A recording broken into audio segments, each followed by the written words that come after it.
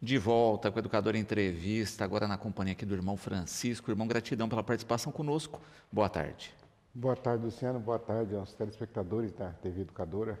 Nós que agradecemos o convite para estarmos aqui e hoje falar sobre um tema, acho que assim, muito importante, mas que pouca gente gosta de falar. Quando a gente pensa, né, na questão da morte, irmão, a gente sabe que não é uma ação que todos nós passaremos por ela, não é? Mas muitas vezes a gente discute pouco, não é? Só nos momentos que são inevitáveis, apesar de estar na rotina de todos nós. Na rotina do dia a dia. É claro que não é questão de banalizar, mas a maioria das pessoas elas não tem essa rotina. Por exemplo, quem trabalha na área médica geralmente tem. Né? Você vira e mexe, você está ali um paciente que faleceu dentro de um hospital, etc. As pessoas que trabalham, por exemplo, em casas de idosos também, a morte acaba sendo algo assim recorrente. Né? Agora, às vezes mesmo trabalho policial, bombeiro, e nós também religiosos, a gente está sempre sendo chamado a esses momentos, quando mesmo ainda a pessoa viva, mas que já se percebe que se aproxima aquele momento, então às vezes já é chamado o ministro da igreja e depois que acontece o falecimento também é chamado. Mas eu gostaria de desenvolver com você, Luciano, um raciocínio assim.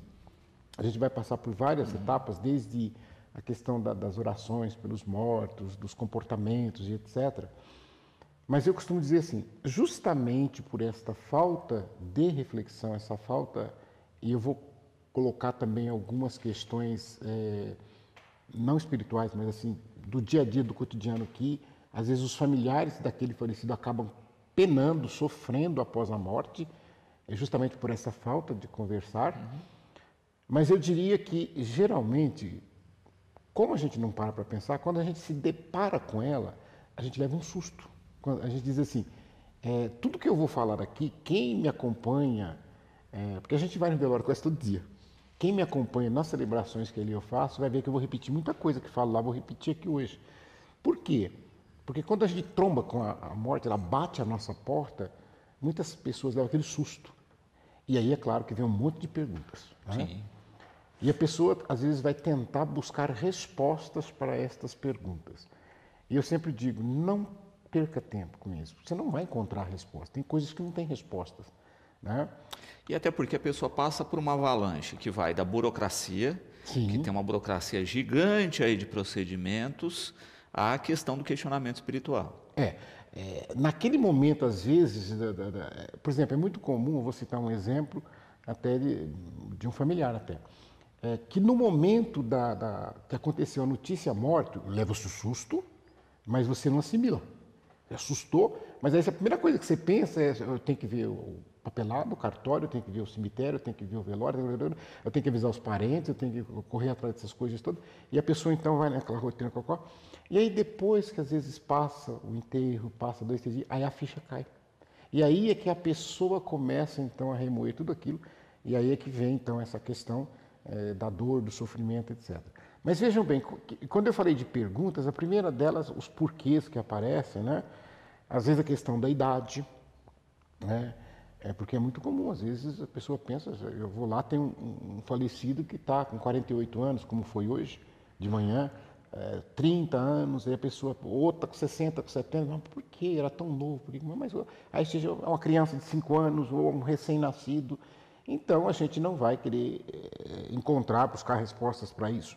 E às vezes a gente escuta algumas coisas tipo assim, mas morreu porque estava doente.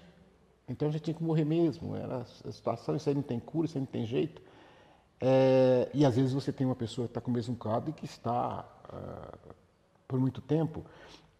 Eu falo assim, a pessoa fala, morreu porque bebia. Como se quem não bebesse não morresse.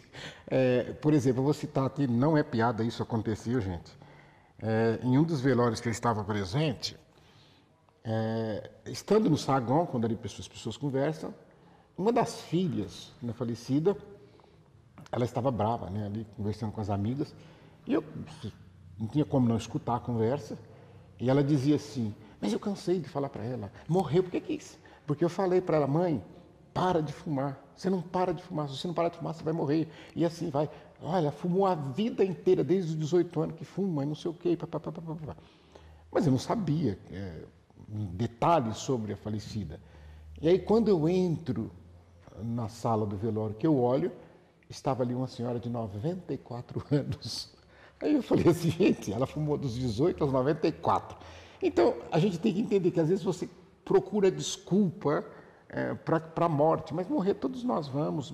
É claro que a questão do fumo, a questão do álcool, a questão de tantas drogas e outras coisas, vai em relação muito mais à qualidade de vida e até também para não antecipar algo que poderia ser postergado, seria nesse sentido. Eu queria falar em relação à parte da religiosidade. Nós temos na teologia um ramo que chama escatologia. E a escatologia, eu vou ler a definição para vocês poderem entender aonde nós queremos chegar. É a doutrina da igreja que trata do destino final do homem e do mundo. Então, nós podemos lançar mão de várias passagens bíblicas, ao invés de ficar, como muita gente faz às vezes, especulando só o Apocalipse e se enrola todo, né? Eu costumo dizer que, para mim, uma das passagens mais importantes é a primeira carta de Paulo aos Tessalonicenses. Vejam o que ele diz. Ele fala assim, dizemos a vocês que pela palavra do Senhor, que nós, os que estivermos vivos, os que ficamos até a vinda do Senhor, certamente não precederemos aqueles que já dormem, quer dizer, aqueles que já morreram. Eles vão em primeiro, porque ao ser dada a ordem com a voz do arcanjo, o ressoar da trombeta, o próprio Senhor descerá do céu e os mortos em Cristo ressuscitarão primeiro. Essa é a nossa fé. Depois, nós que estivermos vivos, seremos também arrebatados com eles e estaremos juntos com o Senhor. E depois, o apóstolo Paulo vai na carta que ele escreve para a igreja de Filipos, vou usar só uma frase, lá no capítulo 20. Ele diz assim, nós somos cidadãos do céu. O que ele quis dizer com isso? Que nós não somos da terra. Nós aqui não é a nossa pátria. A nossa pátria é o céu. Agora, a definição de céu, cada religião tem uma, cada um tem um entendimento, etc. Tal, mas a gente sabe que é um outro plano, que não é esse plano terreno que nós estamos vivendo aqui, que a gente chama de imanente, né? Quando a gente fala do céu, né, Sim. irmão? O irmão tocou num ponto que o Fábio também coloca, que é o seguinte, que é desse período do arrebatamento, não é? Sim. Então, antes disso, todos que faleceram, de fato, não estão ainda no céu, estão num período de dormência, a gente pode falar assim, de latência. Aí vamos lá, porque quando nós falamos assim, da precedência deles, né? E se nós olharmos no próprio texto, aqui eu peguei o texto da carta de Paulo aos Tessalonicenses, né? Mas nós encontramos outra passagem na carta aos Coríntios também, que não fica bem definido isso para a gente poder bater o martelo e dizer, não, é assim. Né? O que nós dizemos é o seguinte, da história, né, aí eu vou falar da questão religiosa, ninguém precedeu Jesus Cristo nos céus, ou seja, aí sim entraria isso, mas onde estavam aqueles que morreram antes dele? Aí sim estavam dormindo, em algum lugar onde Jesus foi, a gente até na profissão de fé chama de mansão dos mortos, onde ele foi para resgatá-los. A partir daí, né, então com esse resgate que ele fez, entra a questão da salvação do estar nos céus. E no dia a dia da conversa, é muito comum a gente ouvir isso, as pessoas estão no céu, as pessoas estão no céu.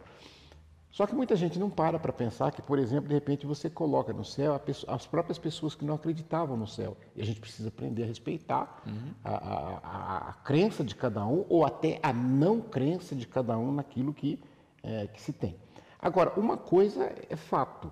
Geralmente, neste momento, quase todas as religiões, quase todas mesmo, porque são raríssimas exceções, que não valorizam esse momento na questão da espiritualidade, de olhar para que o imanente terminou e agora passa a olhar para o transcendente, que é algo que nós não conhecemos. Isso é muito claro. É claro que você faz estudos, são pesquisas, principalmente os teólogos, etc. Então, desenvolvem várias teorias. Mas, por exemplo, quando nós lemos o Evangelho de João, né, no capítulo 14, Jesus usa uma expressão: eu vou preparar uma morada. E depois que eu preparar essa morada, eu voltarei e vos buscarei. Então, quer dizer, a gente fica imaginando assim, a morada não é algo físico, algo de alvenaria, etc. Tal. Mas o que seria essa morada, né? Esse lugar que a nossa mente ainda não consegue captar completamente aquilo que é. Então, a gente vai muito mais pela nossa fé em relação a isso. E é por isso que muitos questionamentos se fazem, por exemplo, em relação a rezar pelos mortos hoje, a orar pelos mortos. Nós, cristãos católicos, temos desde sempre este costume, né?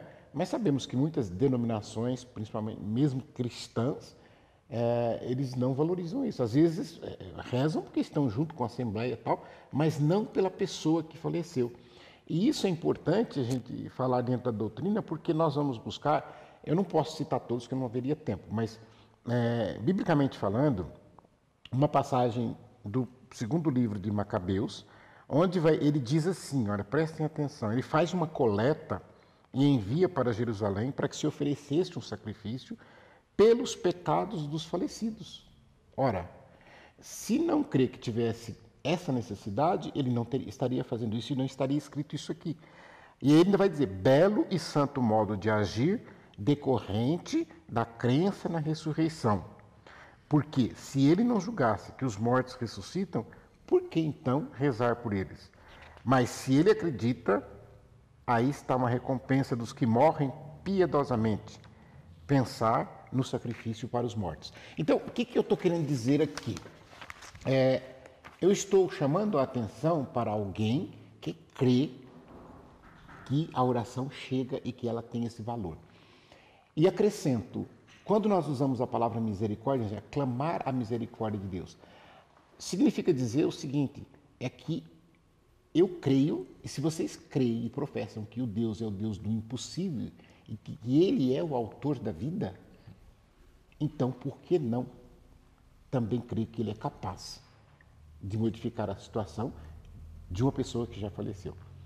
Porque para Ele, se a gente parasse para pensar, a morte não existiria, porque seria apenas uma passagem dessa etapa. Por isso que eu disse lá, somos cidadãos dos céus.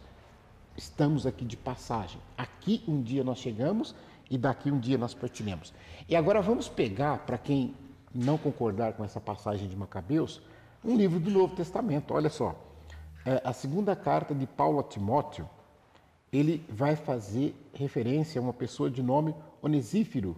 E ele diz assim, o Senhor conceda sua misericórdia à casa de Onesíforo, que muitas vezes me reconfortou e não se envergonhou das minhas cadeias. Pelo contrário, quando veio a Roma, procurou com solicitude e me encontrou. Que o Senhor lhe conceda a graça de obter a misericórdia junto do Senhor naquele dia. Sabes melhor que ninguém quanto bons serviços ele prestou em Éfeso. Primeiro, o apóstolo Paulo está ensinando uma coisa que muita gente nos critica. É claro que você não vai, de repente, se você não conhece o falecido, ficar falando abobrinha. Então, fique com a boca fechada, que é a melhor coisa que você faz. Agora, também, se a pessoa que está ali diante de você foi uma pessoa boa, fez obras boas, por que não falar? A gente fala, não pode elogiar morto. Não, concordo que de repente você não pode ficar fazendo elogio à torta direita que você nem sabe, aí você não deve fazer, né? Para não cair no ridículo. Mas se você conhece a pessoa que foi honesta, uma pessoa que dedicou sua vida, uma pessoa... Então, nada impede que ela, estando morta, se renda a esse tributo, se fale sobre isso, etc. e tal. E eu digo mais, nós, quando nascemos, nós temos uma vocação. E a primeira vocação que nós somos chamados é a vocação à vida. E aí vocês vão me perguntar assim, quando é que se inicia a vida? Terrena. Porque a vida eterna sempre existiu. O eterno é que sempre existiu.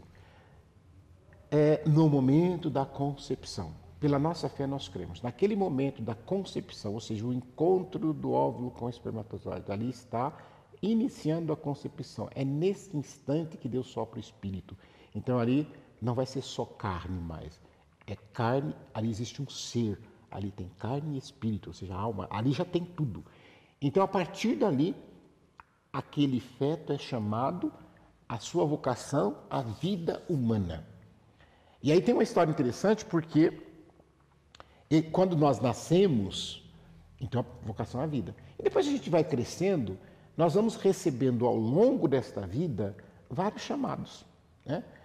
Para um estudo, uma academia, uma coisa que você gosta, você diz sim, diz não. Você é chamado para uma profissão, né? Ser pedreiro, ser pintor, você diz que quer, o que não quer, você escolhe.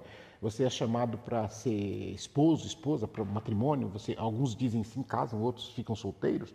Você é chamado à paternidade, à maternidade. Tem uns que aceitam, são pais e mães. Tem outros que não aceitam, não têm filhos. E assim você vai indo ao longo da sua vida. Só que, quando chega ao final, o último chamado, que é esse que Jesus fala que ele faz para nós, nós não temos opção, né? Ali é só sim. Então não tem opção, não, eu não quero morrer. Não, quando a morte nos chama, nós somos chamados a fazer esse encontro, né? Não tem opção, não tem outra alternativa. Então a gente parte sem poder estar fazendo essa escolha.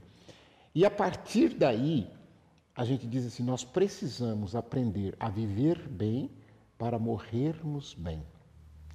E a gente só vai viver bem e morrermos bem se dentro desta vida nossa, além de tudo que a gente tem, a gente colocar também momentos de reflexões sobre o que é a morte. Haja visto que a única certeza que nós temos é de que vamos morrer. Ninguém tem nenhuma outra certeza. Eu não tenho certeza se eu vou ficar doente, se eu vou comer, o que vai acontecer daqui a pouco e tal. Mas que eu vou morrer, esta certeza eu tenho. E é por isso, Luciano, que eu sempre falo assim, se você fizer uma experiência, seja num grupo familiar, eu falo com a minha família mesmo, seja num grupo familiar, no trabalho, no lazer, na escola, um grupo de amigos, gente, o que será que acontece? Comecei a falar da morte, as pessoas vão pedir para você calar a boca. Não, cala a boca, eu não vou morrer agora, para de falar disso, etc. e tal. E aí entra um perigo que eu queria dizer, que eu até anotei para não esquecer, de não se falar de morrer e, consequentemente, não se preparar com a família para esse trabalho, né? Por exemplo, eu conheço casos, e é aquilo que você falou, da correria, preste atenção, onde o marido morreu e a mulher não sabia a senha da conta do banco, porque nunca achou que ele ia morrer. Eles nunca pararam e disseram, olha, o dia que eu falecer, a minha senha do banco é essa. Eu não quero ter conta conjunta com você, eu não quero ter problema, mas a senha do banco é essa para você ter acesso, de repente você vai precisar de dinheiro, etc. Essa esposa tiveram que fazer campanha, cesta básica, dinheiro, para ela poder até destrinchar as coisas, para ela poder passar a ter acesso, porque tem que fazer o inventário. Sim. Entendeu? Então, olha só a dificuldade de você não parar e de repetir. Quer ver um outro exemplo, Luciano? Eu estou falando essas coisas, não é história, são exemplos de coisas que aconteceram. E mais rotineiro do que a gente imagina. Mais rotineiro. Por exemplo, a pessoa morreu, né? E a família olhou um para o outro, e agora? O que nós fazemos? Porque ninguém sabe o que faz. Por quê? Porque não parou para pensar o que tem que fazer, né? Aí foram na funerária, né? Chega lá na funerária, perguntaram, escuta, a gente queria comprar um caixão, né? Aí foram lá mostrar os modelos de caixão, não sei o que, tal, papá. Onde vai enterrar, aí tem o preço do carro, né? Aí vocês vão querer uma coroa de flores também, não sei o quê, e a pessoa está emocionada que ela compra qualquer coisa que for para o defunto. E aí paga o preço que tiver que pagar também, né? E aí gastou um tanto ali, e depois, não, mas agora vocês têm que ir lá no velório para combinar que horário que vai ser, que vai chegar, que vai ficar, e tem que pagar lá também, que lá é horário. Tá? Aí vai no velório, paga e tal. Ah, mas vocês querem com café, sem café, com chá, entendeu? É mais um lugar. Ah, tá tudo certo? Não, agora você tem que ir lá no cemitério, que você tem que combinar lá. Primeiro, se tem lugar para enterrar, você vai ter que comprar. E vai ter que pagar para o lugar, tem que pagar o pessoal pedreiro, para ter que fazer, tem que preparar e etc. E tal. Ah, não, tá tudo certo. Não, você tem que pegar uma guia e ir lá no banco pagar uma taxa. Não sei o que, tá tudo certo. Tá. Quanto ficou? 15 mil reais. 10 mil reais. Você não conversou. Passou o luto, passou 10 dias, foram fuçar nos papéis para fazer, descobriu que tinha um plano funerário que cobria tudo isso, porque não conversou. Quer dizer, se conversasse, olha, o dia que eu falecer, eu tenho esse plano, está aqui, a pólice daqui, você pega. Eu tenho seguro, Luciano. Eu não sei, eu não vou falar percentual porque eu não tenho conta aqui para não falar besteira, mas eu sei que existe um monte de dinheiro que está perdido porque são pessoas que fizeram seguro de morte e que depois faleceram. O nome do que tinha direito de receber após 50, 100 mil reais e tal, não sabia, não achou o papel e não foi. Ou então até achou o papel, mas, isso aqui me lembra falecido, eu não quero nem olhar, põe fogo, joga fora. Falamos da questão espiritual, tocamos também na questão prática e técnica, né, que muitas vezes o fato de não conversar sobre nos coloca em situações também complicadas financeiramente, mas também muitas vezes não conversamos sobre o rito, não é? Como a pessoa gostaria de se despedir. Também é um fato interessante. E às vezes a gente vê, por exemplo, nas redes sociais, né? Já vi velórios regados com música, até com bebida, né? Mas porque a pessoa deixou expressamente que era desse jeito que ela gostaria de se despedir, né? A gente viu recentemente aí a Preta Gil, né? Que tinha falado, né, da sua despedida em cima de um trio elétrico, né? Com música, e assim foi feito. Também o fato de conversar ajuda nisso, né? No tipo de ritual de despedida. A primeira coisa que, por exemplo, vamos falar, eu falo pela igreja da qual eu faço parte. Ela tem muito cuidado com essas coisas, porque você tem que perguntar, primeiramente, qual era a fé do morto, qual era a vontade dessa pessoa que faleceu, né? Porque às vezes eu sou parente, eu sou irmão, eu sou pai, eu sou alguma, e eu quero obrigar que seja feito daquela forma. Então, aí você tocou num assunto que é mais do que comum, às vezes, a gente vê discussões dentro do próprio velório, entre familiares, porque às vezes tem um familiar que é da religião A, o familiar que é da religião B, e aí um quer fazer o rito de um jeito, o outro não aceita aquilo, aí começa aquela confusão toda, e isso tudo por falta de conversar. Eu falei que o meu não tem dúvida, porque eu já conversei tudo com a minha família, sabe? Já tá. Quando eu falei, eu gostaria que fosse assim. Até briga, se eu vou falar publicamente, porque vocês não cumpriram, depois vocês sabem. Eu falei, eu não quero flores, me coloquem no caixão. Né? E tem que colocar no caixão, nem no caixão não precisaria colocar. Mas eu falo assim, então, eu sei que é assunto esquisito, né, falar essas coisas, mas que precisamos, não tem como a gente fugir disso. Porque se a gente foge, aí vai acontecer essas coisas que você falou, e de repente você está criando confusão com familiares, inimizades com outros familiares, e de repente está fazendo uma coisa que o falecido não gostaria que fizesse, ele não queria aquilo. Né? A minha festa eu gostaria que fosse feita assim. Ou então até de repente eu não quero nada. Pronto, vamos respeitar. E é nessas conversas que a gente vai chegar a esse acordo.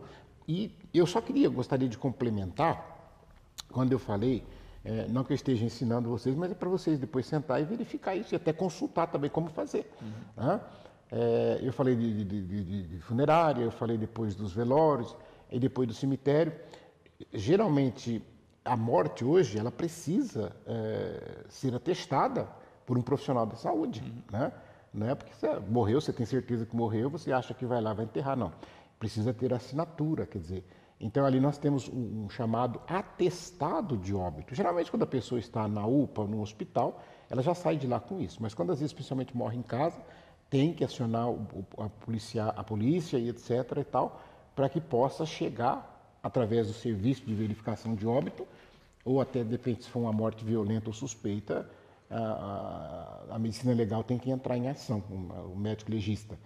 Mas veja bem, feitas essas etapas, você vai pegar esse papelzinho do hospital, que chama atestado, que ali o médico vai estar o nome, idade, etc. Tá, e o médico vai dizer a causa mortis, se possível, se não possível, se ignorado, ele vai dizer lá, vai estar escrito, o médico vai assinar, atestar. Você vai pegar esse papel depois, você tem que apresentar uma cópia disso no cemitério, porque o cemitério também não pode sepultar se não tivesse a certeza. Vai falar, eu vou trazer o corpo aqui, você sepulta, não. Primeiro para saber quem é que está sepultando. Tá? E depois, depois que fez tudo isso, você tem um prazo, né, para ir ao cartório e aí levar esse atestado, que ele vai ficar arquivado no cartório, e o cartório vai te devolver 2 certidões. Uma certidão de sepultamento e a outra que é a certidão de óbito. A certidão de sepultamento você vai devolver no cemitério para regularizar a situação no cemitério. E essa certidão de óbito aí passa a ser um registro da morte, é como se fosse o registro do nascimento. Porque a partir dessa certidão é que você vai dar depois andamento a todas as demais questões burocráticas para resolver as questões do seu estado civil, as questões patrimoniais, as questões de filhos, etc. Tal. Então esse papel é muito importante. E depois, Luciano, agora falando em viver bem, como eu dizia anteriormente, eu sempre falo essa frase: o ontem é história. Você não muda uma vírgula do seu passado. Ele é história. O amanhã, nós não sabemos se a gente vai ter. O amanhã é o futuro. O que eu tenho? Eu só tenho o hoje. Eu só tenho aqui, posso dizer assim, o agora. Tem até uma música muito conhecida nos meios cristãos que ela diz assim, ó, preste atenção no que eu vou falar para vocês. O passado não volta. O futuro nós não temos. E o hoje não acabou. Por isso, ame mais, abrace mais, porque não sabemos quanto tempo ainda temos para respirar. Essa música, eu falei assim, eu acho que ele estava tão inspirado quando ele fez, porque realmente ela nos faz a rever a nossa vida. Como é que nós estamos vivendo com as pessoas que nós amamos? Né? Você abraça seu pai, você abraça sua mãe, né? E todas as vezes que você abraçar, abrace para valer, porque pode ser o último. Beijo para valer, porque pode ser o último beijo. Então, o que a gente diz assim? O hoje é onde eu posso fazer algo. Eu não posso fazer no amanhã e nem posso fazer no ontem. Então, eu sempre digo aqui, principalmente as questões, os problemas de relacionamento familiar, todas as famílias vão ter discussões, desentendimentos, etc. Tal. Mas isso tem que ser resolvido, isso tem que ser conversado. Então, se você tem um parente que te ofendeu, que te machucou, que te magoou, perdoa hoje, porque amanhã pode não dar tempo de perdoar, ou você ou ele pode morrer sem perdão. Então, ou seja, por que eu estou dizendo perdoa hoje? E aqui eu faço um parênteses para explicar. Tem muita gente que fala que não conseguiu perdoar, porque a pessoa está confundindo perdoar com esquecer. Primeiro, são dois verbos distintos. Quem esquece é porque tem alguma doença, amnésia, alguma coisa nesse sentido. Né? O perdoar não é esquecer. O perdoar significa que todas as vezes que eu vejo a pessoa que me ofendeu, eu lembro da ofensa. Eu lembro que ela destruiu meu casamento, eu lembro que ela fez eu perder o emprego, eu lembro que ela me deu um murro na cara. Mas eu não trago no meu coração o sentimento da vingança, de querer destruir a vida dela, de querer... Eu não tenho esse sentimento mais. Então significa que eu perdoei, eu perdoei. Então, diga para ela isso, se possível, se por telefone, se presente, não importa, para que ela saiba isso. Ah, mas ela não aceitou meu perdão. Bom, se ela aceitou ou não, não é problema, você perdoou. Você não vai carregar este fardo, porque, de repente, tudo isso que você está carregando está fazendo mal para você e não para ele. Você não tem como fazer mal para ele. Então, a primeira coisa, perdoar quem te ofendeu.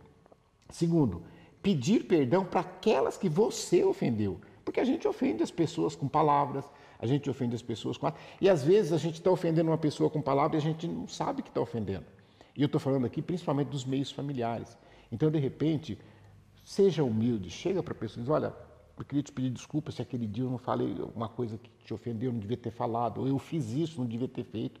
Né? Então, você me desculpa, você me perdoa e pronto. Então, faça isso enquanto ainda você pode fazer, enquanto ainda você tem tempo para fazer, e assim você vai estar vivendo bem, você não vai estar carregando no teu coração mágoas, marcas, de depois a pessoa morrer e você está ali diante dela querendo abraçar, mas aí já está gelada, você está querendo falar alguma coisa, mas ela não ouve mais, você está querendo pedir perdão, mas ela não tem como responder mais. Irmão Rogério perguntando também a respeito, não é, para a gente finalizar aqui, a respeito da escolha, né, nesse momento.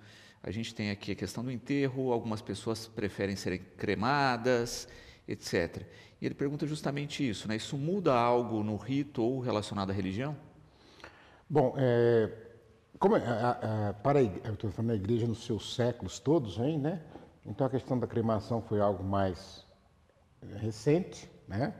Então surgiu muitas dúvidas no início, a igreja, como sempre, muito prudente, ela foi estudar E hoje, então, nós temos uma doutrina muito clara, eu trago aqui comigo, que é o nosso Código de Direito Canônico da Igreja Católica, e aqui, então, disciplina, né, essa questão da cremação no cânon que é o 1176, né? Então ele fala que se devem ocorrer as exéquias eclesiásticas, no caso também da cremação. Então, porque muita gente antigamente pensava que não era possível isso. Você pode fazer de duas formas o rito, que seria praticamente o mesmo, só que você vai substituindo algumas palavras em relação a sepultamento, terra, essas coisas, com o corpo da pessoa presente, como eu lembro que eu fiz aqui, eu acho que foi do Gordo que eu fiz. Né? Então está no velório sem problema algum, o ministro da igreja vai e realiza o rito. Ou então também o rito pode ser feito no pós-cremação, ou seja, aí já com as cinzas, também tem um rito próprio, a Igreja Católica tem, então pode fazer.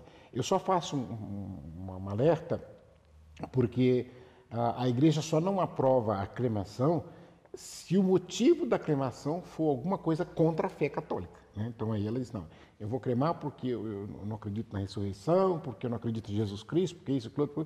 Então, ou seja, nesses casos, sim. Mas caso contrário, não, pode-se tranquilamente a pessoa optar por ser cremada e a igreja vai com o seu ministro fazer o rito daquela pessoa que está ali. E aí também é interessante nós lembrarmos, né, que o rito das exéquias, né, ele é para os batizados, né? E a igreja também, esse código aqui de direito canônico, ele vai dizer para os batizados, para os catecúmenos, ou seja, aqueles que estão preparando para receber o batismo, ou para as crianças ainda não batizadas, cujos pais tinham a intenção de batizar. Então a gente chama de batismo de intenção. Então essas pessoas podem tranquilamente ir para a igreja e pedir o ministro da igreja para fazer essa celebração. O ministro, seja ele o homem, a mulher, o padre, o diácono, o bispo, não tem problema nenhum quem que seja. Eu queria também acrescentar uma coisinha, que às vezes são erros que a gente comete. No caso dos velórios, o choro.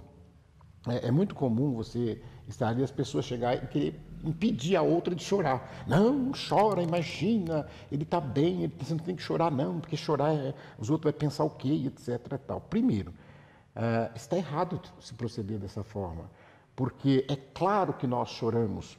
E nós choramos por quê? Porque a separação dói. Nós choramos porque a gente sabe que não vai ver mais aquela pessoa que a gente ama.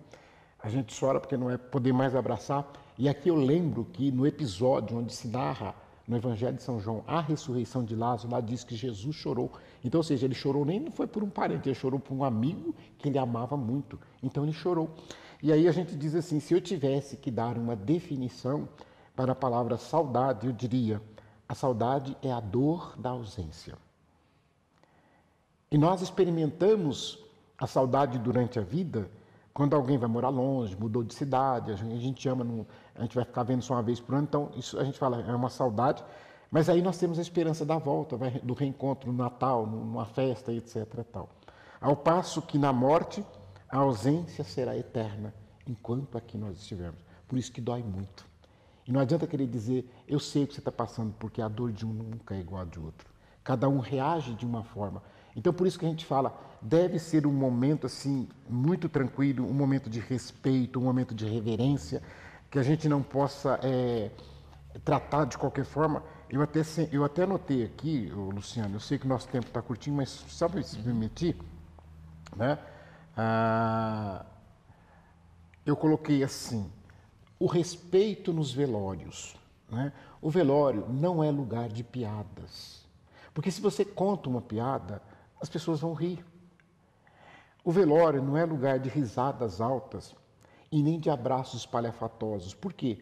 Porque de repente lá no velório você vai encontrar um amigo ou um parente que você não vê há 10 anos, 15 anos, você está com saudades, aí você abraça e grita. Não, ali não é lugar disso, porque se parece desrespeito, né? Eu também chamo a atenção a questão de carros de som, né? Propaganda, etc. E tal. Quando passarem perto do velório, por gentileza, baixa o som. Né? Eu falo porque às vezes você está ali rezando, você tem que parar de rezar para esperar as buzinas de carro, os roncos das motos, que parece que o cara passa em frente ao velório e que ele acha de... Né? E isso tudo é desrespeito para com a pessoa que faleceu e para com os familiares. E eu digo tanto, a igreja tem tanto zelo por isso, que lá no caso da cremação, a igreja diz assim, ela é contra esse negócio de ficar jogando as cinzas pelos ares, não é isso. Ela diz assim, que essas cinzas fossem colocadas no incinerário, né? E tem algumas igrejas que já tem, Ribeirão Preto, por exemplo, tem. Você vai lá, você deposita e você coloca o nome para preservar a memória da pessoa que faleceu. E também a igreja diz que o ministro ordinário da igreja, que seria o bispo, ele pode autorizar a família a reservar uma quantidade mínima de cinzas ali para colocar em algum lugar histórico que tem relação com aquela pessoa. Isso pode ser feito também. Perfeito. Irmão, gratidão sempre, né, pelos ensinamentos, pelas falas. Eu sei que é um assunto que ainda daria muita conversa, mas fica aqui o convite para outras participações sempre. Nós é que agradecemos a oportunidade e pedimos para vocês que não tenham medo de parar e refletir sobre a morte, porque para nós cristãos ela é uma passagem, ela é Páscoa.